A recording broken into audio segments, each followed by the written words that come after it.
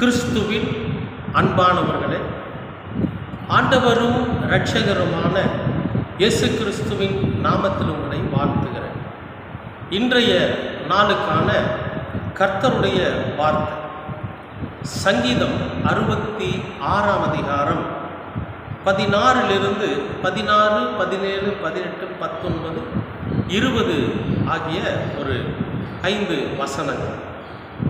தேவனுக்கு பயந்தவர்களே, நீங்கள் எல்லோரும் வந்து கேளுங்கள், அவர் என் ஆத்துமாவுக்கு செய்ததை சொல்லுவேன். அதாவது சங்கீதக்காரர் ஆண்டவரோட சமூகத்தில் அவங்களுடைய இக்கட்டான ஒரு சூழ்நிலையில், அதாவது ஒரு அவசர சூழ்நிலைன்னு சொல்லலாம், ஆபத்தான சூழ்நிலைன்னு சொல்லலாம், அல்லது ஒரு முக்கியமான சூழ்நிலைன்னு சொல்லலாம். இக்கட்டான சூழ்நிலைனா என்ன செய்யறது என்பது அறியாமல் நமக்கு ஒரு சில நேரங்கள் இருக்கும். அந்த மாதிரி சூழ்நிலையில் நம்ம கடவுளோட சமூகத்தில் போய் நின்று அழுது வேண்டுதல் பண்ணுறோம் பார்த்தீங்களா, அதுதான் இக்கட்டான சூழ்நிலை. அப்படி ஒரு சூழ்நிலையில் இங்கே சங்கீதக்காரன் ஆண்டவரை நோக்கி ஜெபம் பண்ணி, ஆண்டவரை நோக்கி வேண்டுதல் பண்ணி, அவர் அந்த வேண்டுதலை கேட்டு அவருக்கு செய்ததை நான் இங்கே சொல்கிறேன் சொல்கிறார் பாருங்க. அவரை நோக்கி என் வாயினால் கூப்பிட்டேன், என் நாவினால் புகழப்பட்டேன். முதல்ல ஆண்டவரை நோக்கி நான் கூப்பிட்டேன், எனக்கு ஒரு இக்கட்டான சூழ்நிலை வந்துருச்சு. அப்போ நான் என்ன பண்ணேன்னா ஆண்டவரை நோக்கி கூப்பிட்டேன், என் வாயினால் நான் அவரை புகழ்ந்தேன் அப்படிங்கிறார். ஆனால் நம்முடைய ஆண்டவர் தற்புகழ்ச்சியை விரும்புகிறவரா அப்படின்னா இல்லை. அவர் எப்பொழுதுமே தன்னை உயர்த்தி பேசியிருக்கவே மாட்டார். எல்லா சூழ்நிலையிலுமே நம்முடைய ஆண்டவர் இயேசு கிறிஸ்து பார்த்தீங்கன்னா தன்னை தாழ்த்தி தாழ்மைப்படுத்தி தான் பேசியிருப்பார். என்ன, எல்லாம் பிதாவினோட கையில் இருக்குங்க, என்கிட்ட ஒன்றும் இல்லை, எல்லாம் பிதாவானவர் செய்கிறது, எல்லாமே பிதாவானவர் கட்டளையிடுகிறபடி தான் நான் செய்கிறேன் என்று தன் பிதாவை முதன்மைப்படுத்தி தன்னை இரண்டாம் நிலைப்படுத்தி தான் அவர் பேசியிருப்பார். அவர் புகழ்ச்சியை விரும்புகிறவர் அல்ல. ஆனால் நாம் அவருடைய மகிமையை, அவர் செய்த செயல்களை நாம் நன்றியுள்ள இருதயத்தோடு சொல்ல வேண்டியது நம்முடைய கடமை. அதுதான் அவருக்கு புகழ்ச்சி. என்னென்னா, நான் ஆண்டவர்கிட்ட கேட்டேன், என்னுடைய ஜெபத்திற்கு அவர் செவி சாய்த்தார் அப்படின்னு சொல்கிறார் இல்லையா, அதுதான் அவருடைய புகழ்ச்சி. இப்போ இங்கே சங்கீதக்காரன் சொல்கிறாரு, நான் அவரை நோக்கி கூப்பிட்டேன், என் நாவினால் அவர் புகழப்பட்டார். அடுத்து சொல்கிறார் பாருங்க, என் இருதயத்தில் அக்கிரம சிந்தை கொண்டிருந்தேனே, ஆனால் ஆண்டவர் எனக்கு செவி கொடார்.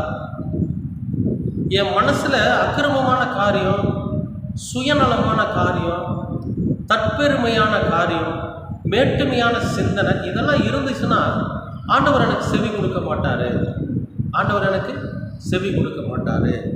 மெய்யாய் தேவன் எனக்கு செவி கொடுத்தார், என் ஜெபத்தின் சத்தத்தை கேட்டார். உண்மையிலேயே அவர் என் ஜெபத்தை கேட்டார், என்னுடைய சத்தத்துக்கு செவி கொடுத்தார். நான் கூப்பிட்டேன், என்னோட சத்தத்துக்கு அவர் என்ன பண்ணார், செவி கொடுத்தாரு. என் ஜெபத்தை தள்ளாமலும் தமது கிருபையை என்னை விட்டு விளக்காமலும் இருந்த தேவனுக்கு ஸ்தோத்திரம் உண்டாவதாக. எவ்வளவு ஒரு அற்புதமான சாட்சி பாருங்க. ஒவ்வொரு மனிதனுடைய வாழ்க்கையிலும் சாட்சி சொல்லுவதற்காக ஒரு சம்பவத்தை கர்த்தர் ஏற்படுத்தி தான் இருக்கிறார். அதில் ஒன்றும் மாற்றம் இல்லை. ஆனால் ஏற்ற காலத்தில் நாம் அந்த சாட்சி உள்ளவர்களாக இருக்கிறோமா அப்படின்னு சோதித்து பார்த்தா சில நேரங்களில் நாம் தவறி இருக்கிறோம், சில நேரங்களில் நாம் விலகி இருக்கிறோம், சில நேரங்களில் நம்ம நன்றி மறந்துருக்கிறோம். அன்பானவர்களே, நம்முடைய வாழ்க்கையிலும் கர்த்தர் அற்புதமான அதிசயமான காரியங்களை செய்து கொண்டுதான் இருக்கிறார். அவர் செய்து கொண்டிருக்கிற அந்த காரியங்களை நாம் உணராமல், அந்த விஷயத்தை நாம் அறிந்து கொள்ளாமல் நாம் நன்றி மறந்தவர்களாக இருக்கிறோம். ஆனால் இங்கே பாருங்க, இவர் சொல்றாரு, அவரை நோக்கி என் வாயினால் கூப்பிட்டேன், என் நாவினால் அவர் புகழப்பட்டார். என் இருதயத்தில் அக்கிரம சிந்தை கொண்டிருந்தேனே, ஆனால் ஆண்டவர் எனக்கு செவி கொடார். நம்முடைய ஜெபத்திற்கு, நம்முடைய வேண்டுதல்களுக்கு ஆண்டவர் செவி கொடாமல் இருக்கிறார் அப்படின்னா அதுக்கு என்ன காரணம்னா, நம்முடைய இருதயத்தில் அக்கிரம சிந்தை கொண்டவர்களாக நாம் இருக்கிறோம், பாவம் நிறைந்தவர்களாக நாம் இருக்கிறோம், மேட்டிமை உள்ளவர்களாக இருக்கிறோம், சில நேரங்களில் நயவஞ்சனம் உள்ளவர்களாக இருக்கிறோம், நன்றி மறந்தவர்களாக இருக்கிறோம். இந்த மாதிரியெல்லாம் இருக்கிறதுனால தான் நம்முடைய ஜெபம் கேட்கப்படுவது கிடையாது. ஆண்டவர் நிறைய விஷயத்தில் சொல்கிறாரு, உங்கள் இருதயம் வெறுமையாக இருக்கணுங்கிறார். நம்முடைய இருதயத்தில் என்னவெல்லாம் எது இருந்தாலும் சரிங்க. ஒரு விஷயத்தை நல்லா புரிஞ்சுக்குங்க. ஆண்டவர் என்ன சொல்கிறாருன்னா, நம்முடைய இருதயத்தில் என்ன இருந்தாலும் சரி, அக்கிரமம், மீறுதல்கள், விபச்சாரம், வேசித்தனம் என்ன இருந்தாலும் சரி, அதைய அப்படியே ஆண்டவரோட பாதத்தில் ஊற்றிடும். இன்னென்னது நான் செஞ்சுட்டேன், இந்தந்த மாதிரி நடந்துட்டேன், இப்படி ஒரு வாழ்க்கை நான் வாழ்ந்துட்டேன், இது உங்களுக்கு விருப்பம் இல்லாதது அப்படிங்கிறத நான் தெரியாமல் இப்படியெல்லாம் வாழ்ந்துட்டேன், ஆனால் இனிமேல் நான் அப்படி செய்ய மாட்டேன்னு சொல்லி நம்முடைய இருதயத்தில் இருக்கக்கூடிய எல்லாவற்றையும் ஆண்டவருடைய பாதத்தில் வச்சு நாம் ஜெபிக்கிறப்போ கர்த்தர் அவை எல்லாவற்றையும் தன்னகத்தை ஏற்றுக்கொண்டு நம்முடைய இருதயத்தை வெறுமையாக்கி நம்மை சுத்தப்படுத்துகிற தேவன். ஒரு விஷயம் நாம் புரிஞ்சுக்காம தான் ஒவ்வொரு முறையும் நடந்துக்கிறோம். என்னன்னு, சில விஷயங்களை ஆண்டவர்கிட்டயே மறைக்கும். அன்பானவர்களே, எல்லாவற்றையும் செவி கொடுத்து கேட்கிற தேவன். நீங்கள் எப்பேற்பட்ட அருவருப்பான பாவத்தை செஞ்சிருந்தா கூட அதையும் அவர் கேட்பார். அது அவருக்கு தெரியும். இது அருவருப்பு, இது மன்னிக்க முடியாத ஒரு குற்றம், இதனால் நிறைய பேர் பாதிக்கப்பட்டிருக்கிறாங்க என்பது அவருக்கு தெரியும். அப்ப நாம என்ன பண்ணணும்னா, கர்த்தரிடத்தில் எதையும் மறைக்க முடியாது, எல்லாம் வெளியரங்கமாகவும் நிர்வாணமுமாய் இருக்கிறது அப்படின்னு இம்மானுவேலர் நமக்கு சொல்றாரு.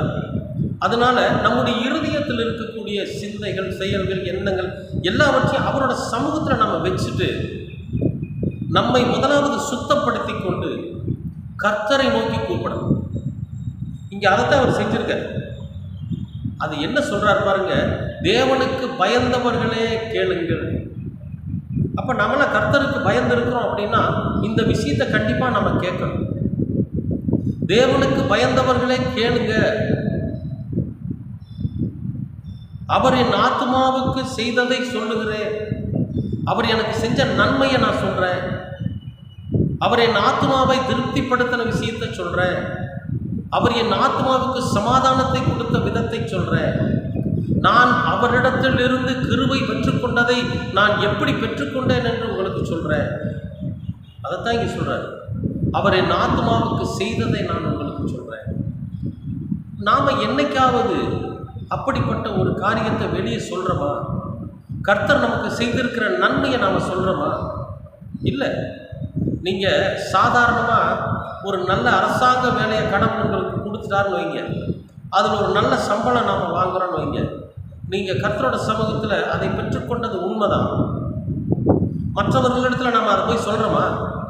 ஆண்டவர் எனக்கு அரசாங்கத்தில் ஒரு வேலை கொடுத்தாரு, எனக்கு மாதம் 1 லட்சம் ரூபா சம்பளம் கொடுத்துருக்கிறாரு அப்படிங்கிறத நம்ம வெளியரங்கமாக சொல்கிறோமா? இல்லை. கேட்டால் அதுக்கு ஒரு பழமொழியை சொல்லிடுவோம். என்னென்னு, ஆண்கள் இடத்துல சம்பளத்தை கேட்காதீங்க, பெண்கள் இடத்துல வயதை கேட்காதீங்க. கர்த்தர் செய்த நன்மையை நாம் சொல்லணுங்க. எனக்கு தெரிஞ்ச ஒரு வயசான பெரியவர் ஒருத்தர் இருக்காரு. அவரை நான் எப்போ பார்த்தனாலும் சரி எனக்கு அவர் ஸ்தோத்திரம் சொல்லுவார், நானும் அவருக்கு ஸ்தோத்திரம் சொல்லுவேன். அவர் சொல்கிறதுக்கு முன்னால் நான் முந்திக்குவேன், ஏன்னா வயதில் மூத்தவர் அவர். அப்புறம் எப்படி இருக்கிறீங்க, நல்லா இருக்கீங்களா, உடம்பை பத்திரமா பார்த்துக்குங்க, நவ் ஐ ஆம் கிராசிங் 92 அப்படின்னாரு ஒரு நாள். ஐயா என்ன சொல்கிறீங்கன்னு, நான் 92 வயசு தாண்டிட்டேன். ஒரு ஒரு ப்ளஸ்ஸர் அப்படின்னு சொல்லக்கூடிய ஒரு வண்டி, இந்த ஹோண்டாவில் ப்ளஸ்ஸர்னு ஒரு வண்டி இருக்கும், ஆக்டிவா மாதிரி, அந்த வண்டியை ஓட்டிகிட்டு வந்தாருங்க. ஓட்டிகிட்டு வந்து ஒரு டீ கடையில் டீ சாப்பிட்ற இடத்துல உட்காந்தாரு. நானும் உட்காந்துட்டு இருந்தேன். ஐயா ஸ்தோத்திரம், எப்படி இருக்கிறீங்கன்னு கேட்டேன்.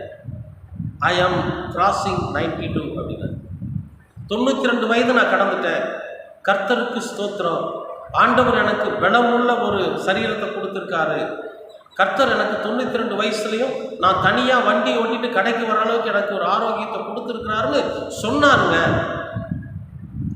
அவர் சொன்னதை கேட்ட உடனே நான் அல்லேலூயா ஆண்டவரே ஸ்தோத்திரம் அப்படின்னு சொல்லி சொன்னேன். ஏன்னா கர்த்தர் அவருக்கு செய்திருக்கிற நன்மை, அவருக்கு செய்திருக்கிற எல்லாவற்றையும் அவர் சொல்றார். ஆனால் நாம் நம்முடைய வயசை சொன்னோம்னா, ஐயோ என்ன இத்தனை வயசில் இவ்வளோ ஆரோக்கியமாக இருக்கிறானே, இவன் என்ன சாகாமல் இருக்கிறானே அப்படின்னு மற்றவங்க நம்மளை பார்த்து சொல்லிடுவாங்க அப்படிங்கிறதுக்காக நாம் நம்முடைய வயதை சொல்ல மாட்டோம், நம்முடைய சம்பளத்தை சொல்ல மாட்டோம், நம்ம இடத்துல இருக்கக்கூடிய உடைமைகளை சொல்ல மாட்டோம். இன்னொரு நண்பர் இருக்கார், அவர் மனைவி அரசாங்கத்தில் ஆசிரியராக இருக்கிறாங்க. அவர் ஒரு கார் வாங்கியிருக்காரு, கார் சொந்தமாக கார் வச்சுருக்கிறாங்க. ஆனால் பிரதர் கார் வாங்கிட்டீங்க ரொம்ப சந்தோஷமா, இல்லை இது என்னுடைய மைத்துனர் இது அப்படிங்கிற. அப்புறம் மாதத்துக்கு ஒரு தடவை அவசரமாக பணம் கொண்டு போய் டியூ கட்டுவார். என்ன பிரதர் டியூ நீங்கள் கட்டுறீங்க? இல்லை மச்சனுக்காக நான் கட்டுறேன் அப்படிங்கிறார். பொய் சொல்லுவார். ஏன்னா கர்த்தர் கொடுத்துருக்கிறத சொல்ல வேண்டியதானே. நான் சொல்லுவேன் நிறைய இடங்கள்ல, ஒவ்வொரு இடத்துல எல்லாம் சுவிசேஷம் அறிவிக்கிற இடத்துல நான் சொல்லுவேன், கர்த்தர் எனக்கு சொந்தமாக ஒரு வீடு கொடுத்துருக்கிறாரு, அதுக்காக கர்த்தருக்கு ஸ்தோத்திரம். கர்த்தர் எனக்கு சொந்தமாக ஒரு வேலை கொடுத்துருக்காரு, அதுக்காக கர்த்தருக்கு ஸ்தோத்திரம். சின்னதாக ஒரு கார் வாங்க எனக்கு கர்த்தர் கிருபை பாராட்டினார், அதற்காக ஸ்தோத்திரம். இதையெல்லாம் விட எவ்வளவு கஷ்டத்துலேயும் எனக்கு துணையாக நின்று என்னுடைய வளர்ச்சிக்கு முழுமையாக பாடுபடுகிற ஒரு நல்ல மனைவியை கொடுத்தாரு, அதுக்காக கர்த்தருக்கு கோடான கோடி அப்படி நான் சொல்லுவேன். ஏன்னா ஆண்டவர் எனக்கு எதை செய்தாரோ அதை நான் சொல்லணும், சொன்னா தான் அவர் மகிமைப்படுவார். இங்கே சங்கீதக்காரன் சொல்கிறான் பாருங்க, அவர் என் ஆத்மாவுக்கு செய்ததை நான் உங்களுக்கு சொல்லுகிறேன். அன்பானவர்களே, நீங்களும் கூட உங்களுடைய வாழ்க்கையில் கர்த்தர் செய்திருக்கிற நன்மையை சொல்லுங்க, கர்த்தர் உங்களுக்கு செய்திருக்கிற அற்புதத்தை சொல்லுங்க. உங்கள் இருதயத்தை வெறுமையாக்கி, நம்ம மனசுக்குள்ள எப்படிப்பட்ட சிந்தனை இருந்தாலும் சரி, எப்படிப்பட்ட அருவருப்பான காரியங்கள் இருந்தாலும் கூட அதை கர்த்தரோட சமூகத்தில் ஊத்திட்டு சத்தமிட்டு ஆண்டவரை கூப்பிடுங்க. உங்கள் வாயினால் அவரை மகிமைப்படுத்துங்க. அவர் செய்த நன்மைகளை சொல்லி சொல்லி சொல்லி அதற்காக ஸ்தோத்திரம் சொல்லுங்க. கண்டிப்பா இந்த ஜெபத்தையும் இந்த சத்தத்திற்கு அவர் செவி கொடுப்பார் அப்படின்னு நான் சொல்லல, இம்மானுவேலர் சொல்றார். இந்த சங்கீதக்காரன் சொல்றார் பாருங்க, என் இருதயத்தின் அக்கிரம சிந்தை கொண்டிருந்தேனையானால் ஆண்டவர் எனக்கு செவி கொடார். எனக்கு செவி கொடுக்க மாட்டாரு, மெய்யாய் தேவன் எனக்கு செவி கொடுத்தார், என் செபத்தின் சத்தத்தை கேட்டு. அப்ப எனக்குள்ள ஒண்ணுமே இல்லை, நான் வெறுமையா இருந்தேன், என்னை பரிசுத்தப்படுத்திட்டேன், என்னுடைய இருதயத்தை பரிசுத்தப்படுத்தினேன். அப்ப என்ன நடந்துச்சுன்னா, என் செபத்தை கேட்டாரு, என் சத்தத்திற்கு மெய்யாய் உண்மையாய் அவர் செவி கொடுத்தார். என் ஜெபத்தை தள்ளாமலும் தமது கிருபையை என்னை விட்டு விளக்காமலும் இருந்த தேவனுக்கு சொல்றேன். அப்போ நான் இப்படிப்பட்ட காரியத்தை செஞ்சப்ப, இப்படிப்பட்ட ஆண்டவருடைய சமூகத்தில் என்னை வெறுமையாக்கி என்னை முழுமையாய் ஆண்டவரோட பாதத்தில் சரணடைய செய்து கர்த்தருக்கு என்னை அர்ப்பணித்த போது என்னுடைய ஜெபத்தை அவர் தள்ளவே இல்லை. அடப்போ இவன் இப்படித்தான் ஜெபம் பண்ணிக்கிட்டே இருப்பான், இவனை போய் யார் கேட்டுக்கிட்டே இருக்குது, எப்போ பார்த்தாலும் இவன் கேட்டுக்கிட்டே இருப்பான்னு சொல்லி சலுப்பு சங்கடப்பட்டுட்டு என்னுடைய ஜெபத்தை அவர் தள்ளலை. அவருடைய கிருபையும் என்னை விட்டு விலக்கி கொள்ளலைங்கிறார். அப்ப நம்முடைய செபத்தை அவர் தள்ளவே கூடாது, அவர் கிருபை நம்மை விட்டு விலகவும் விலகாது. அன்பானவர்களே, உங்களுடைய இருதயத்தை வெறுமையாக்கி சுத்தமாக்கி கர்த்தரோட சமூகத்தை நோக்கி நீங்கள் சத்தமிட்டு கூப்பிடுகிற போது உங்களுடைய செபத்தை அவர் தள்ளவே மாட்டார். அவருடைய கிருபை உங்களையும் நம்மையும் விட்டு விலக்கவே மாட்டார். என்றென்றைக்கும் அவருடைய கிருபையில நாம் நிறைந்தவர்களாக தான் இருக்க முடியும். அதுக்கு நம்ம செய்ய வேண்டியதெல்லாம் என்ன தெரியுமா? நம்முடைய இருதயத்தை வெறுமையாக, என்ன தப்பு இருந்தாலும் சரிங்க, என்ன விதமான அழுக்கு இருந்தாலும் சரிங்க, எவ்வளவு அருவருப்பான காரியம் இருந்தாலும் சரிங்க, எல்லாத்தையும் நீங்க மற்றவங்க கிட்ட போய் சொல்றது இல்லை, வேறொரு ஊழியக்காரர்கிட்டையோ வேறொரு மனிதர்கிட்டையோ சொல்லி இந்த மாதிரி நல்லா நான் செஞ்சுட்டேன், நீங்க எனக்காக ஜெபம் பண்ணுங்கன்னு சொல்ல வேண்டாம். ஆண்டவரோட சமூகத்தில் போய் முழங்கால் படியிட்டு தனிமையா உட்கார்ந்து நீங்க என்னென்ன செஞ்சீங்களோ, உங்கள் இருதயத்தில் என்னென்ன இருக்குதோ எல்லாவற்றையும் அவரோட சமூகத்தில் சொல்லி சொல்லி சொல்லி அழுங்க. அதுக்கப்புறம் அப்படிப்பட்ட காரியத்தை செய்ய மாட்டேங்கிற முடிவெடுங்க. உங்கள் ஜெபத்தை அவர் தள்ளவே மாட்டார். அவருடைய கிருபை நம்மை விட்டு விலக்கிக் கொள்ளவே மாட்டார். நீங்க விசுவாசிக்கிறீங்களா? இப்படிப்பட்ட ஒரு நல்ல சம்பவம், இப்படிப்பட்ட ஒரு நல்ல ஆசீர்வாதம் உங்களுடைய வாழ்க்கையில கிடைக்கும் என்று நீங்க விசுவாசிக்கிறீங்களா? இப்பவே ஆண்டவரோட சமூகத்துக்கு போங்க. இப்பொழுது நீங்க எந்த இடத்துல உட்கார்ந்து இருக்கிறீங்களோ அதே இடத்துல ஆண்டவருடைய சமூகத்தை நோக்கி ஜெபம் பண்ணுங்க.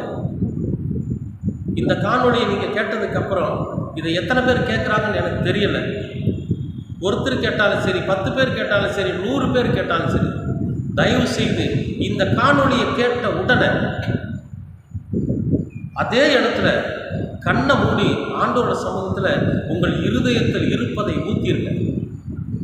உங்களை வெறுமையாக்குங்க, உங்கள் இருதயத்தை சுத்தமாக்குங்க.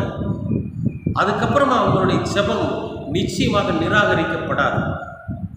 நிச்சயமாகவே நீங்களும் மெய்யாய் ஆண்டவர் செய்திருக்கிற அற்புதத்தை வெளியே சொல்லுகிற அளவுக்கு கர்த்தர் உங்களுடைய வாழ்க்கையில மிகப்பெரிய அற்புதத்தை செய்வார். உங்க ஜெபத்தை தள்ளவே மாட்டாரு. அவருடைய கிருபையை நம்மை விட்டு விலக்கிக் கொள்ளவும் மாட்டார். விசுவாசிக்கிறீங்களா? கண்களை மூடுங்க. அன்பின் பரலோக பிதாவே, உமக்கு ஸ்தோத்திரம். இங்கே சங்கீதக்காரன் சொன்னது போல நாங்கள் சத்தமிட்டு கூப்பிடுகிறோம், நாங்கள் செபிக்கிறோம். எங்கள் இருதயத்தில் அக்கிரமை சிந்தை இருக்குமானால் நீர் எங்கள் ஜெபத்தை கேட்க மாட்டீர் என்று எங்களுக்கு இப்பொழுது உணர்ந்து கொண்டோம். ஆகவே எங்கள் இருதயத்தை நீர் வெறுமையாக்கி எங்களுக்குள் இருக்கிற எல்லா பாவங்களையும் உடைய பாதத்தில் வைக்கிறோம். அக்கிரம சிந்தைகளையும் உடைய பாதத்தில் வைக்கிறோம். விபச்சார சிந்தனைகளையும் உடைய பாதத்தில் வைக்கிறோம். நய வஞ்சகத்தையும் உடைய பாதத்தில் வைக்கிறோம். நீங்கள் பொறுப்படுத்துங்க. எல்லாவற்றையும் சுத்தப்படுத்தி எங்கள் இருதயம் வெறுமையானதற்கு பிறகு நாங்கள் சத்தமிட்டு கூப்பிடுகிறோம், நாங்கள் செபிக்கிறோம். எங்கள் ஜெபத்திற்கும் எங்கள் சத்தத்திற்கும் நீர் செவி சாய்த்து எங்கள் ஜெபத்தை நீர் நிராகரிக்காமல் புறம்பே தள்ளாமல் நீர் ஏற்றுக்கொண்டு உடைய கிருபையை எங்களை விட்டு விலகாமல் எங்களோடு கூட நிரந்தரமாக இருக்கும்படியாக செய்யும். ஆண்டவரே, உடைய சமூகத்தில் எங்கள் ஜெபத்தை ஏற்றுக்கொள்ளும். எங்கள் சத்தத்திற்கு நீர் செவி சாய். நாங்களும் சங்கீதக்காரன் சொன்னது போல அநேக மக்களிடத்தில் சாட்சியாய் நீர் எங்கள் ஆத்மாவுக்கு செய்திருக்கிற நற்பலன்களை சத்தமிட்டு சொல்லி உம்மை துதிக்கிறவர்களாக இருக்க நீங்கள் கிருபை பாராட்டு. எல்லாவற்றையும் எங்களது இரட்சகர் இயேசு கிறிஸ்துவின் வழியாக கேட்கிறோம் நல்ல பிதாவே. ஆமென், ஆமென், ஆமென்.